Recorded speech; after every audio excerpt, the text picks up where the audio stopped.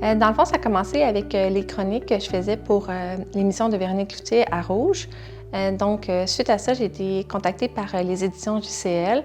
Puis finalement, de fil en aiguille, en développant avec la maison d'édition, on en est venu à penser à faire tous les conseils que le pharmacien peut prodiguer, puis toutes les maladies qu'il peut traiter. Et on s'est donné comme mission de produire un livre qui trouverait sa place à côté de la trousse de premiers soins de toutes les pharmacies du Québec. J'ai fait le tour de tous les médicaments MVL, mais aussi toutes les conditions qui sont traitées par la loi 41 puis la loi 31. Elle connaît son public avec ce livre-là. C'est pas un livre savant. Tout est raconté toujours avec un petit clin d'œil. Ça rend ça accessible, ça rend ça amusant. Elle ne va pas avec des termes compliqués, elle va avec des termes qui sont près des gens.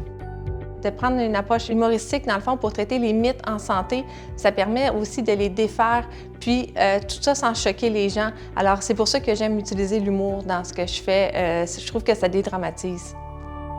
Le premier chapitre, il est dédié à la fraîche, c'est-à-dire toutes les maladies que les gens attribuent à tort un peu à la fraîche. Ensuite de ça, on a un chapitre du livre qui va être dédié à toutes les maladies que le pharmacien peut traiter. On a un chapitre qui est dédié aux nouveaux parents. Puis le dernier chapitre, c'est toutes les choses que les gens sont gênés de nous parler. Le livre a été très, très bien reçu. On le voulait partout, en grande diffusion, en librairie, bien entendu, en pharmacie. Les livres étaient très bien accueillis par les pharmaciens. Ils étaient très contents d'avoir cet outil-là à partager avec leurs patients. Les patients m'en parlent encore beaucoup. Je reçois même des questions de patients qui ne sont pas à moi, qui veulent avoir de l'information par rapport à ce que je dis dans le livre. Catherine, elle a une personnalité qui est amusante, un petit peu loufoque, peut-être qu'elle est une comédienne dans une autre vie. Catherine est une personne très enjouée, très curieuse, très vive, quelquefois gaffeuse, mais assez attachante. Dans le fond, le plus grand défi, c'était de trouver le temps. L'autre plus grand défi, c'était que la loi 31 s'est ajoutée un peu par surprise.